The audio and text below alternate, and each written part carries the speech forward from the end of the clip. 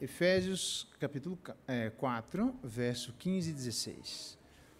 Mas, seguindo a verdade em amor, cresçamos em tudo naquele que é o cabeça, Cristo, de quem todo o corpo, bem ajustado e consolidado pelo auxílio de toda a junta, segundo a justa cooperação de cada parte, efetua o seu próprio aumento para a edificação de si mesmo em amor.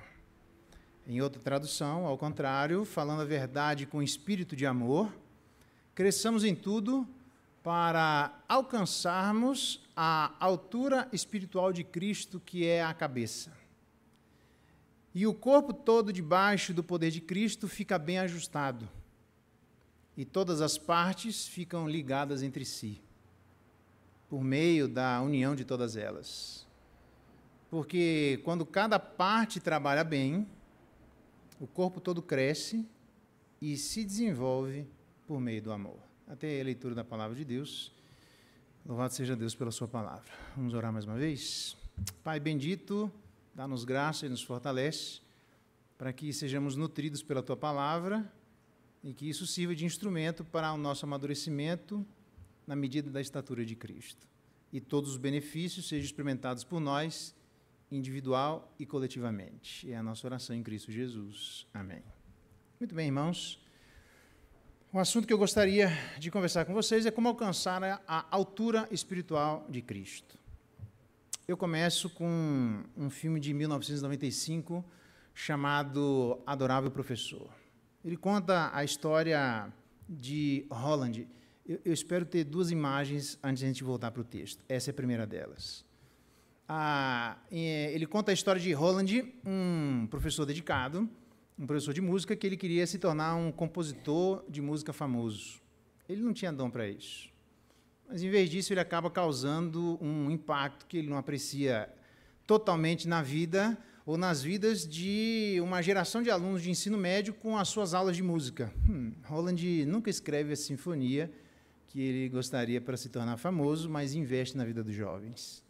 Jovens como estes três, por exemplo, uma ruiva de rabo de cavalo que se esforça para aprender e tocar clarinete, um jogador de futebol americano que não consegue manter o ritmo, mas ele precisa passar e ter a aprovação daquela disciplina para que ele continue a participar do time, e um garoto de rua com raiva do mundo, mas que acaba descobrindo na música a beleza da sua própria alma.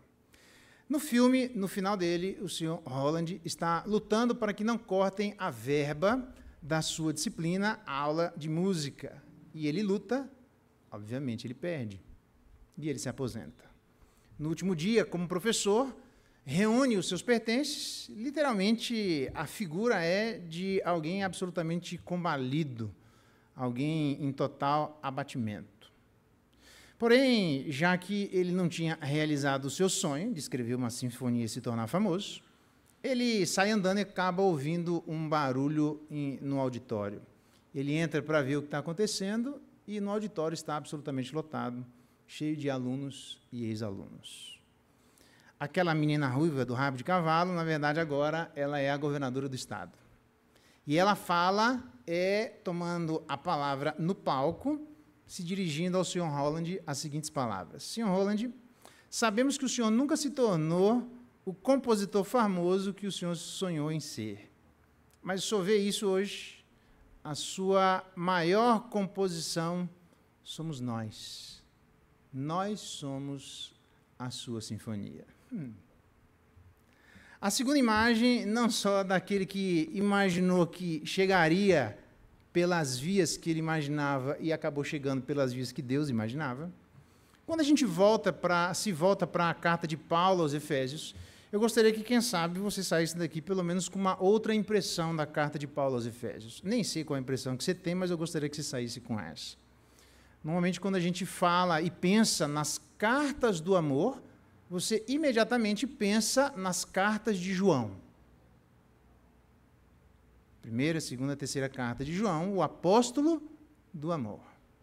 Eu gostaria que você saísse daqui levando em consideração que a carta de Paulo aos Efésios é uma carta do amor.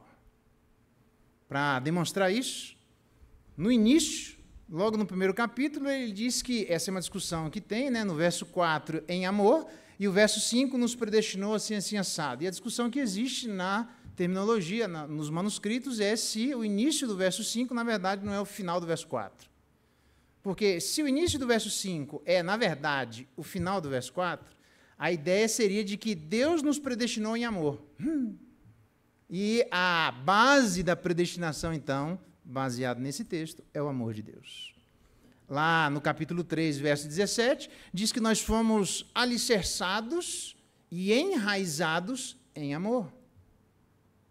Lá no capítulo 3, verso 19, diz que se nós fizéssemos aquilo que precisaríamos fazer, nós conheceríamos o amor de Cristo, na sua profundidade, altura e assim por diante. No capítulo 4, verso 2, ele diz, suportando-vos uns aos outros em amor.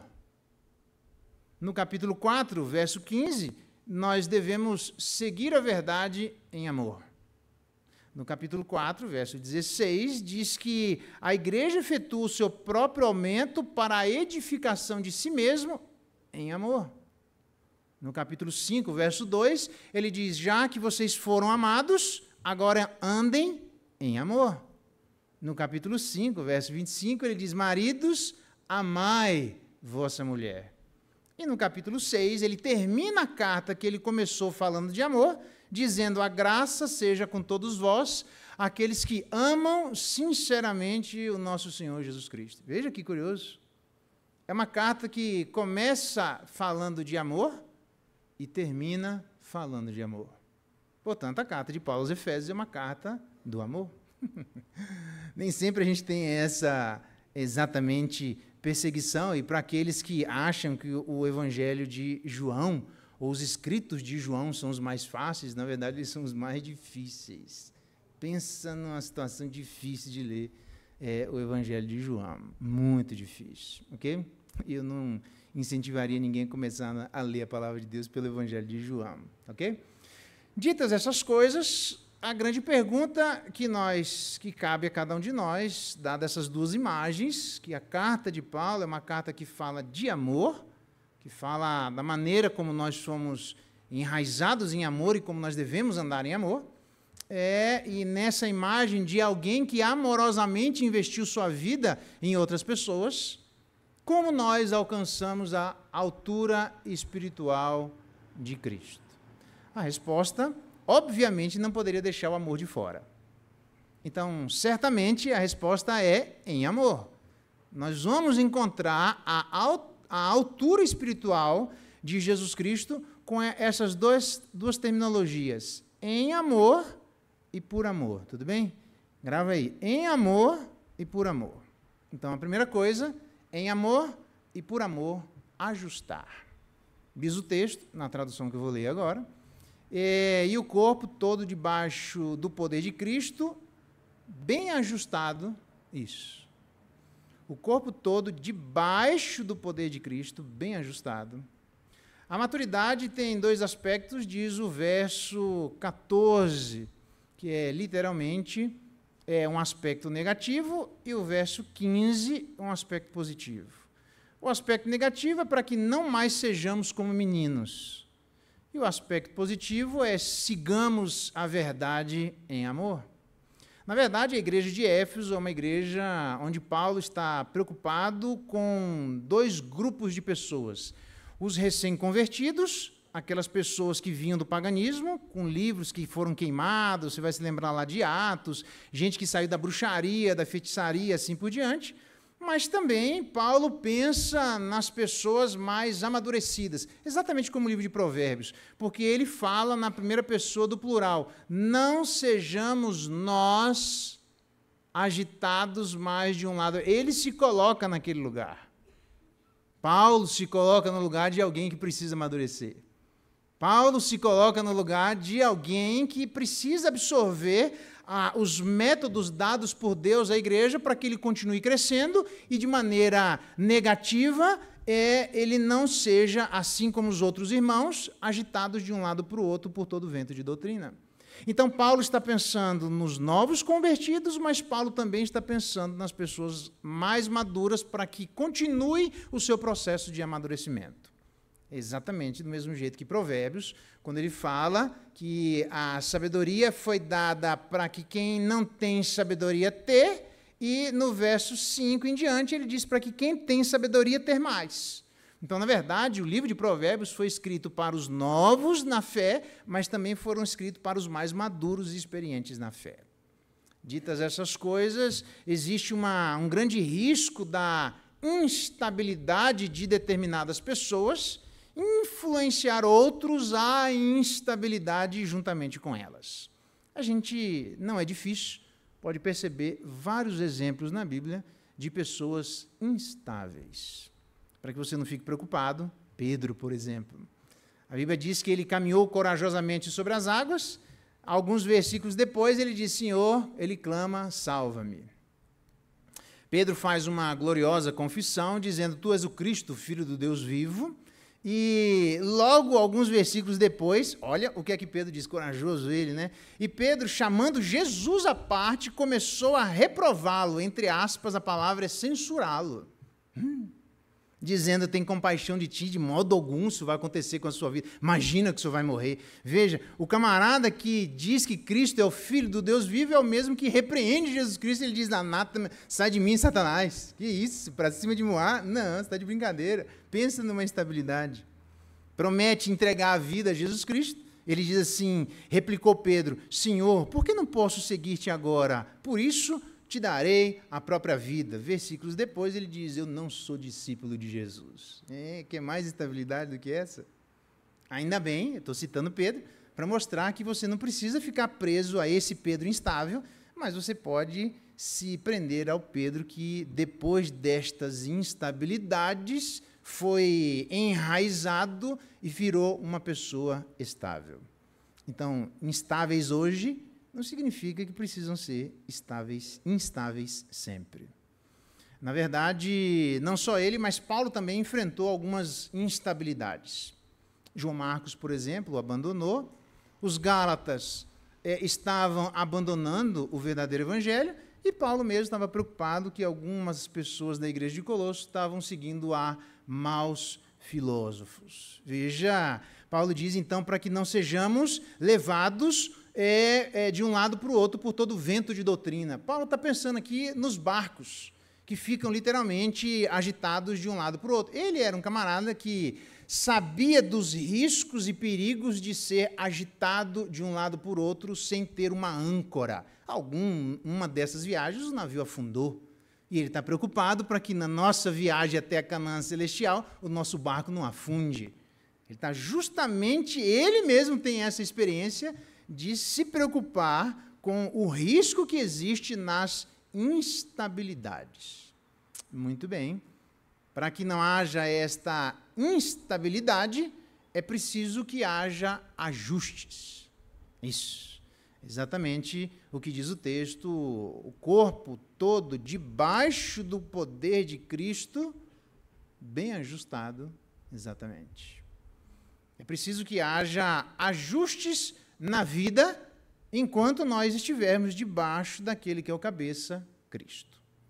Há muitas maneiras de tentar nos conduzir para fora daquele que é o cabeça, Cristo. Uma das maneiras, diz aí o verso 14, quando ele diz, pela artimanha dos homens. A palavra artimanha é literalmente de onde vem a palavra cubo, ou dado. Ele está pensando nos dados, nos jogos de dados, os jogos de azar, onde pessoas se utilizam daqueles jogos, literalmente, para tentar ludibriar a vida de outras pessoas.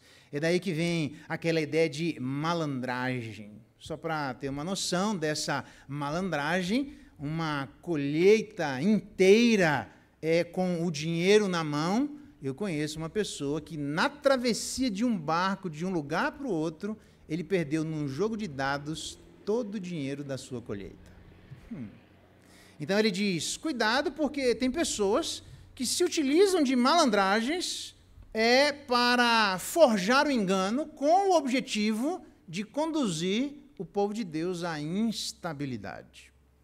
Mas também o termo que aparece no verso 14, pela astúcia com quem induzem ao erro, o termo induzir, por incrível que pareça, é o termo de onde vem o nome em português de método. Curioso, né? Eu estou dizendo curioso porque ontem, no encontro de casais, parabéns pelo trabalho de casais e a todos aqueles que puderam assim participar, fica aqui o convite, né? Para que todos aqueles possam participar do encontro de casais, não só dessas aberturas e encerramentos, mas do trabalho durante o semestre. É interessante porque a Bíblia fala, logo depois, no capítulo 6, das ciladas de Satanás. E o termo cilada é literalmente de onde vem o termo método.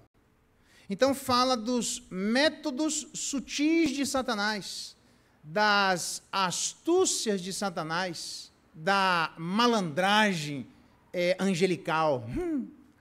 E aqui, agora, não mais num ser angelical, mas ele fala de pessoas que também, seguindo exatamente o mesmo rudimento deste mundo, dos governadores deste mundo maléfico, onde literalmente a palavra governadores é a junção de dois termos, que significa regra, todos eles têm regra, mundo, onde os dominadores desse mundo tenebroso, os governadores, têm uma influência com as suas próprias regras, malandras, sutis, sempre com o objetivo de trazer o povo de Deus para longe dos caminhos do Senhor. Não é só Satanás que faz isso, homens e mulheres também fazem isso.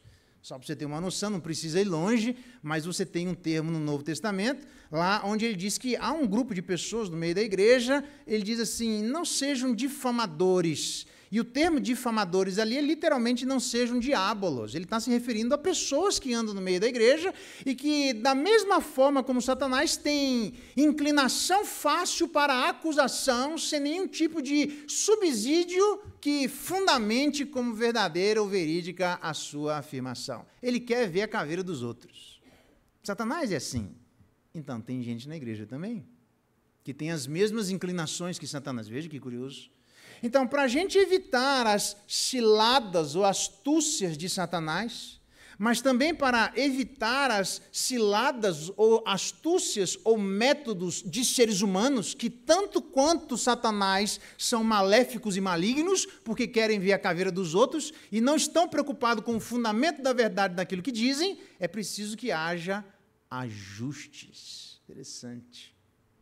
Esse é um dos grandes problemas da vida cristã, onde as pessoas têm dificuldade de se ajustar ao cabeça. Não é ajustes do nosso bem-querer, da maneira como nós achamos, tentando estabelecer um tipo de cultura que seria uma cultura pessoal sobre a vida das pessoas. Tem nada a ver com isso. Diz respeito a nós nos ajustarmos ao cabeça Cristo. Ajustes são necessários, irmãos. Ajustes constantes. Ajustes o resto da nossa vida. Nós ainda não estamos prontos. E o dia que estivermos, Deus chama você para ficar do lado dele. Se você está animado, pode ir, fica à vontade, porque eu ainda tenho bastante ovelha para pastorear. Mas o processo é de ajustes. Esse é o calcanhar de Aquiles. Esse aqui não é Troia, não, mas às vezes parece. Esse é o calcanhar de Aquiles da igreja. Se ajustar à cabeça Jesus. Ele disse, se você quer, na linguagem do Novo Testamento, nós devemos renovar-nos no espírito do nosso entendimento. Ajuste. Precisa ter ajustes mentais. Normalmente, pessoas que ficam amarguradas ou nostálgicas de maneira equivocada são pessoas que não conseguem fazer ajustes. Elas se prendem como um verdadeiro disco de vinil espiritual arranhado em determinadas faixas temporárias da vida e não conseguem sair dali. Aqueles que conseguem progredir na vida e alcançar a altura espiritual de Jesus Cristo são aqueles que fazem exatamente aquilo que Jesus Cristo fez. Eu tenho uma comida que vocês não conhecem. Será que ele pegou pão na padaria, que nós não estamos sabendo? Pãozinho caseiro, né? Sei lá, na hora? Pelo amor de Deus, acorda, meu amigo. Jesus está falando de ajustes. Eu estou insistentemente, continuamente, repetidamente, eu não exerci o meu ministério terreno sem que gastasse vários momentos repetidos na presença do Pai para ajustes no seu coração. Ajustes, obviamente, não pecaminosos, porque ele sabia o que devia fazer e ele tinha a coragem para fazer o que precisava fazer, mas precisava, como ser humano que era, se fortalecer cada vez mais. Ele diz, era-me necessário passar por Samaria. Quem é que conversava com um samaritano? Quem é que conversava com uma samaritana? Você está louco, está de brincadeira comigo, nem chegar perto. E aí vão lá e os discípulos saem, quando ele volta, Jesus está conversando com elas. E diz o texto, se você pegar a sequência, Jesus conversa com uma samaritana, um dia a gente vai estudar sobre isso, né? Mas Jesus conversa com uma samaritana, depois a mulher samaritana conversa com a aldeia dos samaritanos, e depois lá em Atos diz que muitas aldeias dos samaritanos foram alcançadas, e isso graças à palavra de Jesus Cristo, que ele disse, era-me necessário passar em Samaria. Veja que interessante. A gente precisa aprender com o Mestre, Jesus Cristo. Eu não sei quando, nem sei quanto, e nem sei de que maneira. Mas o que eu sei é que, em algum momento, em alguma medida e de alguma forma, Deus vai pedir alguma coisa de você. Se você quer caminhar em qualquer igreja protestante, mas não estiver disposto a fazer ajustes, você vai andar pelo um evangelho falso. Porque Deus pede de todo mundo, 100%. Não tem ninguém que Deus não peça ajustes. Eu estou usando peça para ser bem gentil, assim. Não é exatamente assim, tá? Mas não tem ninguém. Ele chega para a vida de Moisés e diz, tira a sandália porque você não está falando com qualquer um. Até a terra que você está pisando é santa. Ele diz lá, quando ele desce as tábuas da lei, fala para o povo não pisar no monte. Por quê? Porque aqui é o lugar da minha habitação. Eu estou aqui presente. E aí, quando Deus dá as tábuas da lei, sabe como é? Se alguém encostasse no monte, um animal que seja, ninguém podia, semelhantemente à entrada lá no Santo dos Santos, entrar no Santo dos Santos para tirar a pessoa morta. Não podia pegar um animal morto e tirar de lá. Você tinha que matar aquele animal apedrejado e laçar ele com uma corda e tirar de lá. Porque se você pisasse naquela terra, Deus matava você, porque ele não mandou ninguém tocar naquele lugar. Deus é muito diferente de nós. 100% daqueles a quem Deus chama em amor, Deus chama para ter ajustes. A grande dificuldade da vida espiritual para alcançarmos a altura espiritual de Jesus Cristo é não queremos nos ajustar. Então, existe um lema aí, o lema de uma igreja ajustada continuamente se ajustando. João Geraldo, capítulo 7, verso 7. Isso, número perfeito. Não precisa se preocupar no quê? Mas você precisa se preocupar em se ajustar. Não sei como é que anda a sua vida, mas eu sei que Deus vai pedir que a gente se ajuste. Um ajuste que é, na verdade, alcançar a espiritualidade, a altura espiritual de Cristo, em e por amor, ajustar. Segunda coisa, em e por amor, falar. Exatamente. Diz aí, no verso 15, falando a verdade com espírito de amor, que é a tradução que eu estou me utilizando, mas, se você quiser, na versão atualizada, seguindo a verdade em amor. O que atrapalha, o que leva qualquer um de nós a permanecer na imaturidade é a heresia, o erro. Existe uma profunda ligação entre verdade e amor. São a junção dessas duas coisas que viabilizarão o crescimento de cada um de nós rumo à altura espiritual de Jesus Cristo. Precisamos aprender a falar a verdade em amor. Verdade sem amor, seco, é fanatismo, legalismo, intolerância, qualquer esse nome que você quiser. Mas amor sem verdade é paternalismo, sentimentalismo, qualquer outra coisa que você quiser. É preciso que, obrigatoriamente, esse binômio ande junto. Falar a verdade em amor pressupõe relacionamentos. Alguns até dizem que falar a verdade, uma tradução seria fazer a verdade ou andar com a verdade. Literalmente, Paulo até fica estupefato em outro momento, quando ele diz a determinada igreja que estava se afastando da verdade, quando ele falava a verdade, que era o evangelho, ele diz assim: tornei-me porventura inimigo de vocês por dizer a verdade? Veja que curioso. Nem toda resistência é uma resistência correta, depende o que e a quem. A pregação do evangelho, que era Paulo, a igreja estava contra Paulo pregar o evangelho da misericórdia, o evangelho do amor, o evangelho da bondade, o evangelho que não tolera a injustiça praticada no meio do povo, como nós estudamos lá em Abacuque, o evangelho que mostra qual é a saída para cada um de nós. Quem pode ter alguma coisa contra isso, a não ser aqueles que não querem se ajustar? A cabeça, Jesus Cristo. Nós precisamos, por amor, ajustar, mas por amor, falar. Do evangelismo à edificação, aqueles que foram evangelizados e se converteram agora vão ser edificados por essa palavra, e aqueles que são edificados por essa palavra voltam para agora evangelizar aqueles que ainda não se entregaram. Aqueles que ainda não se entregaram. A ideia é de edificação e de evangelismo, onde isso não acabe absolutamente nunca.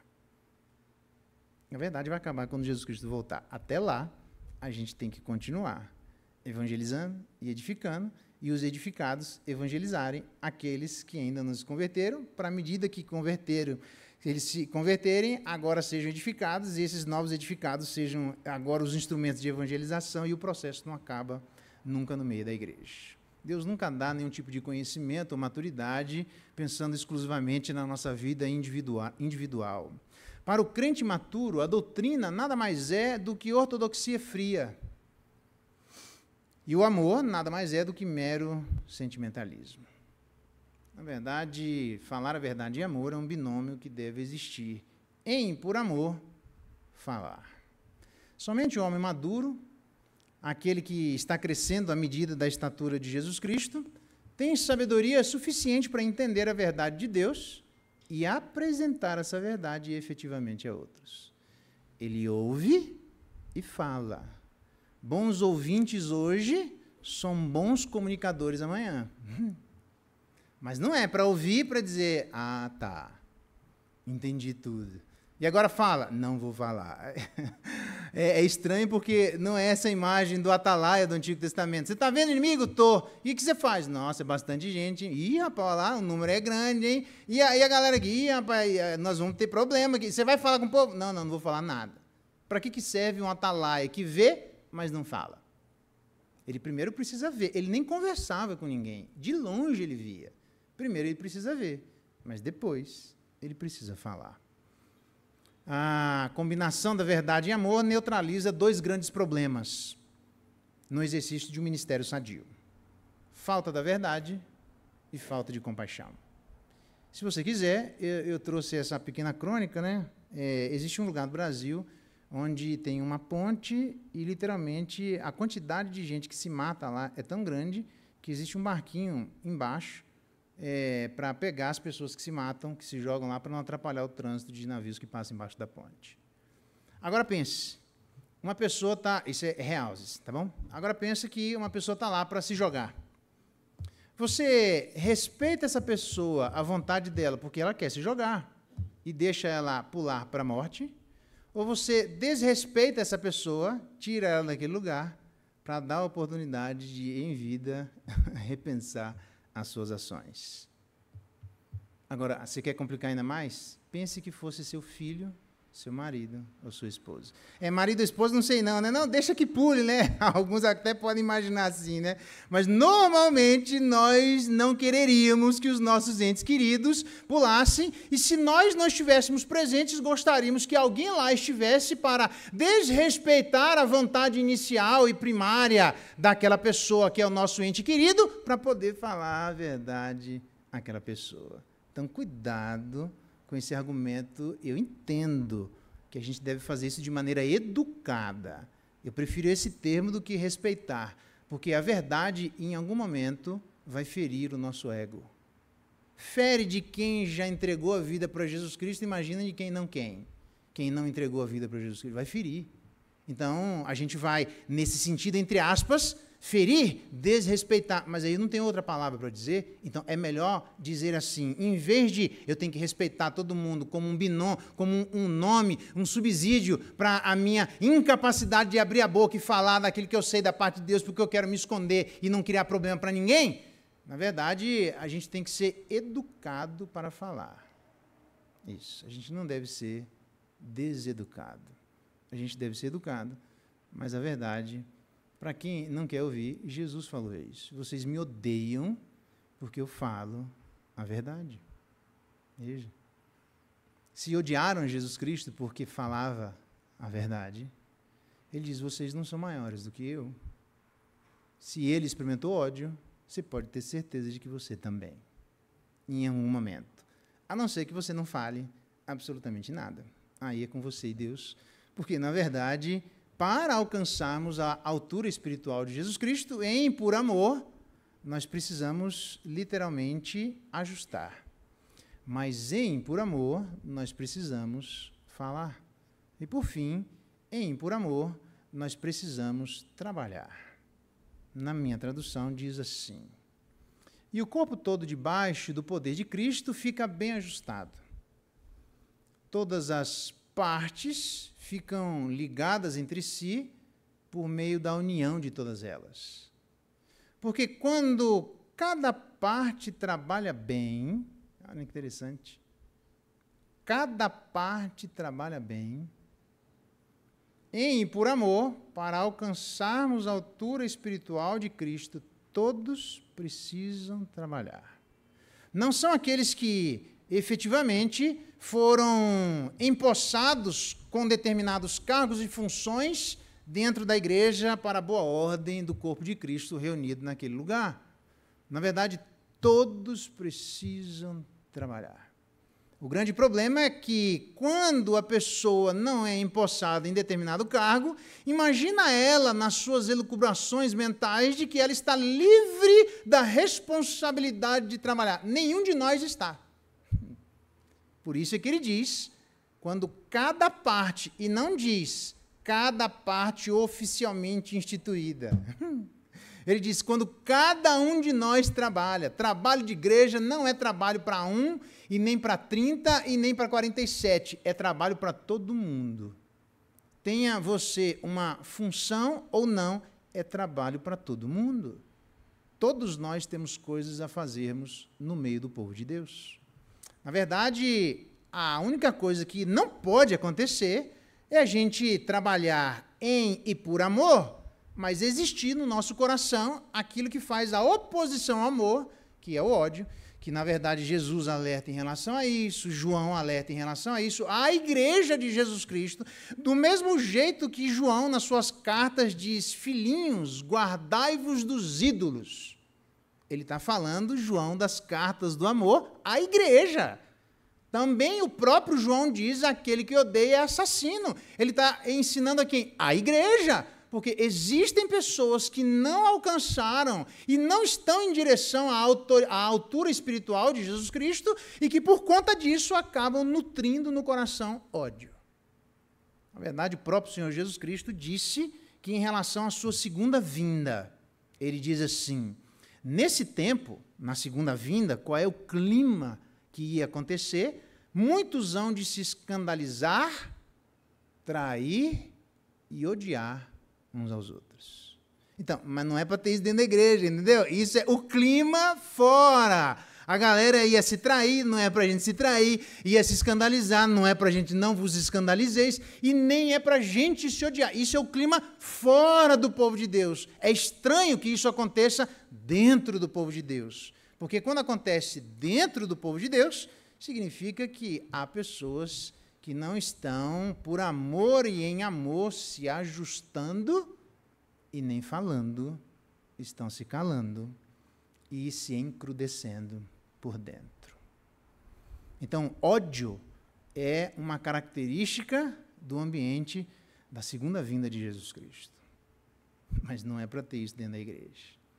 Mas também é uma característica nossa, do povo de Deus, antes de se tornar povo de Deus, quando éramos gentis, estranho às alianças da promessa.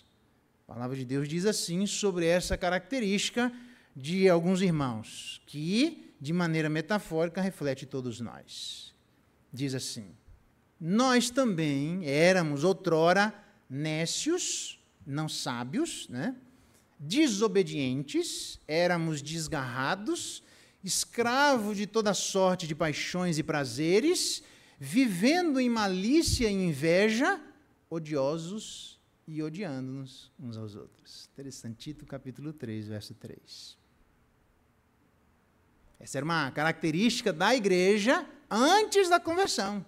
Malícia, inveja, desobediência, vivendo escravo de paixões e prazeres. Nós não somos assim. Éramos assim. É por isso que Jesus Cristo diz: não deve ser assim entre nós. Não só a autoridade, a vida deve ser diferente entre nós. Como é que deve ser? Não só antes da vinda de Jesus Cristo, o clima é de ódio, odiando-nos uns aos outros, mas também nós, antes da conversão, tínhamos por característica o ódio. Na verdade, nós devemos amar uns aos outros. E há inúmeros textos que exortam, imperativos determinam, como se a gente precisasse de determinação.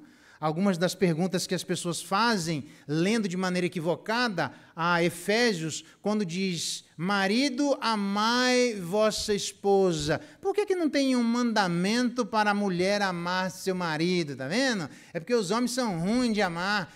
Cuidado, porque não é só os homens que têm uma determinação de amor, e você vai dizer, talvez haja uma dificuldade no gênero masculino, mas a Bíblia apresenta inúmeros textos com uma ordem para que não sejamos hipócritas e tenhamos a hombridade de amarmos intensamente os nossos irmãos. Veja que interessante. Você acha que é só o homem que tem dificuldade de amar a sua esposa? Todos nós temos dificuldade de amar a todos nós. É por isso que nós precisamos nos ajustar. É impossível. Eu não estranho quando alguém diz: o fulano está assim, Beltrano está assado. Isso aqui nós somos. É desse jeito mesmo. E agora, à medida que a gente enxerga isso, então, isso é quem você é. Agora, quem como é que você deve ser? Ou para onde você deveria se encaminhar? Então, bora olhar para Jesus Cristo? É desse jeito. Não quer nem conversar. Canso de ver gente que nem falar não quer. Por quê? Eu tenho gente nas minhas andanças por aí que depois de 2 horas de comunicação, a pessoa diz: eu preferia não ter ouvido absolutamente nada disso. E eu disse: mesmo que você não ouvisse, você seria responsabilizado por Deus do mesmo jeito. Porque ele falou e falou em amor. E as pessoas o odiaram por falar em amor. Mas ele disse: as minhas ovelhas ouvem a minha voz. As minhas ovelhas me seguem. As minhas ovelhas me amam. As minhas ovelhas me obedecem. Vós sois meus amigos, se fizerdes o que eu vos mando.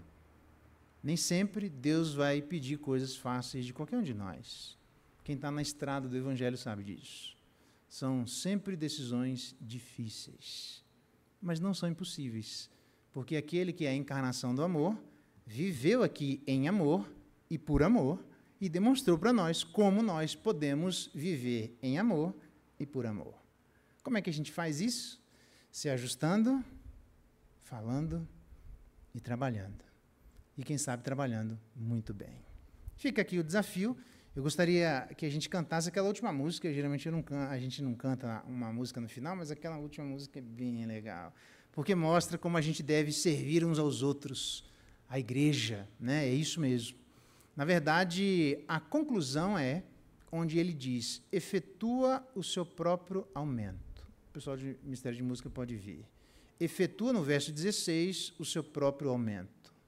A igreja vai aumentar de maneira numérica e a igreja vai aumentar de maneira qualitativa no coração se nós andarmos nesse caminho em direção à altura espiritual de Jesus Cristo.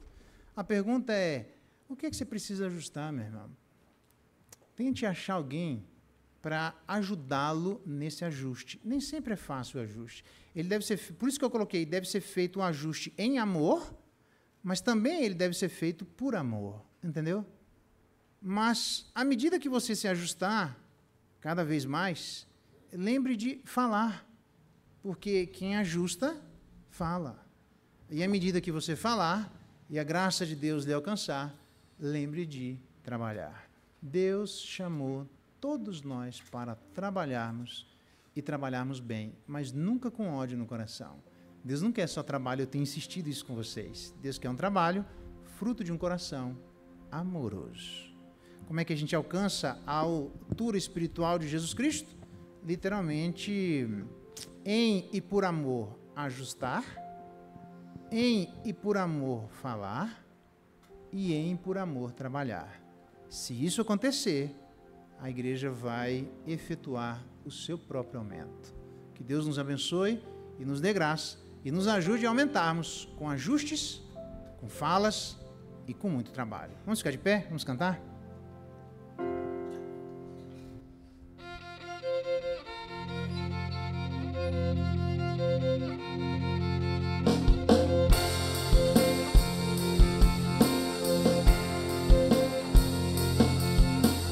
Cada canto deste mundo, cada passo ecoa seu amor, a sua redenção.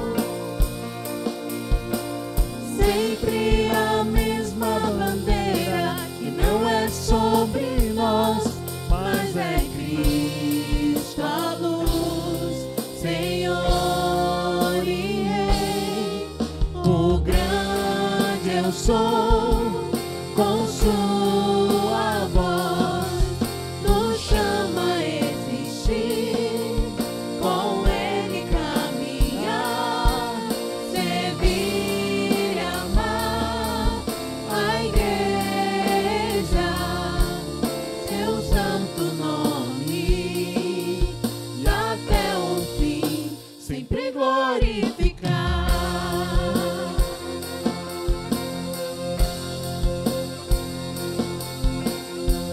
Tesouro em vasos frágeis, sua luz brilhou na escuridão, em nossos corações.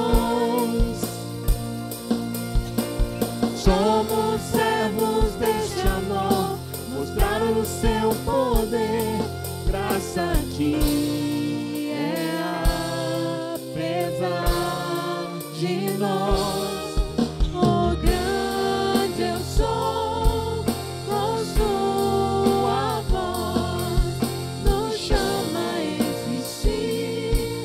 Com ele caminhar.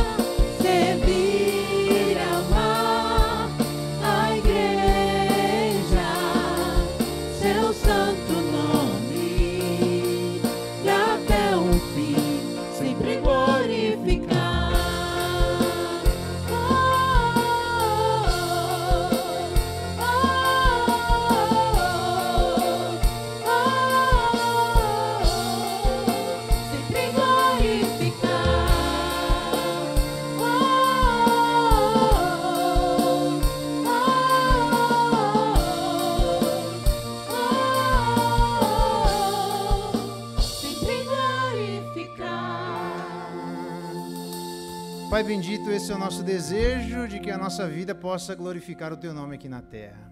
A nossa casa, a nossa família, nosso relacionamento conjugal, nossos filhos, colocamos-nos todos diante do Senhor.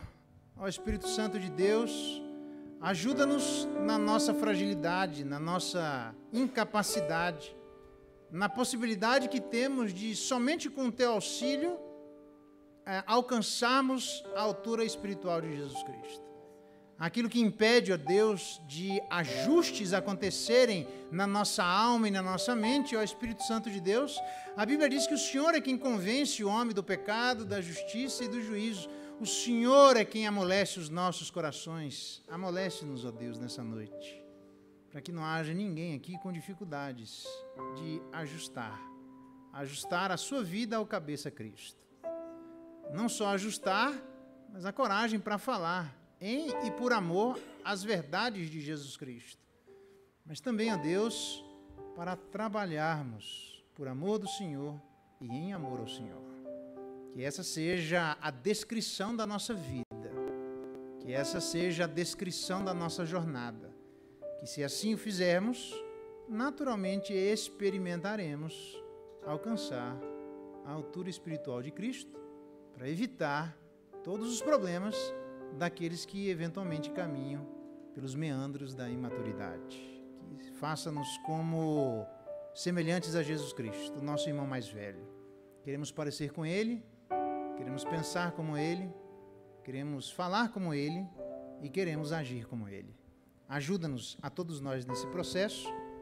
É a nossa oração em Cristo Jesus.